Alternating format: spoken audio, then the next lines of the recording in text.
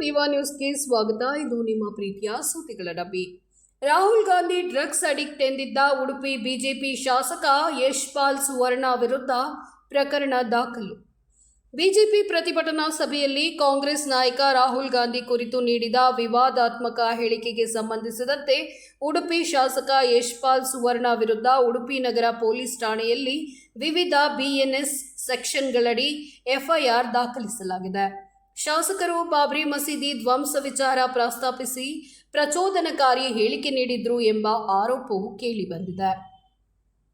ಪ್ರತಿಭಟನಾ ಸಭೆಯಲ್ಲಿ ಕಾಂಗ್ರೆಸ್ ನಾಯಕ ಲೋಕಸಭೆ ಪ್ರತಿಪಕ್ಷ ನಾಯಕ ರಾಹುಲ್ ಗಾಂಧಿ ಕುರಿತು ಅವಹೇಳನಕಾರಿ ಹಾಗೂ ದ್ವೇಷ ಭಾಷಣ ಮಾಡಿದ್ದಾರೆ ಎಂಬ ಆರೋಪದಡಿ ಉಡುಪಿ ಶಾಸಕ ಯಶ್ಪಾಲ್ ಸುವರ್ಣ ವಿರುದ್ಧ ಉಡುಪಿ ನಗರ ಪೊಲೀಸ್ ಠಾಣೆಯಲ್ಲಿ ಪ್ರಕರಣ ದಾಖಲಾಗಿದೆ. ಜಿಲ್ಲಾ ಕಾಂಗ್ರೆಸ್ ಅಧ್ಯಕ್ಷ ಅಶೋಕ್ ಕುಮಾರ್ ಕೊಡವೂರು ನೀಡಿದ ದೂರಿನ ಮೇರೆಗೆ ಪೊಲೀಸರು ಎಫ್ಐಆರ್ ದಾಖಲಿಸಿ ತನಿಖೆ ಆರಂಭಿಸಿದ್ದಾರೆ.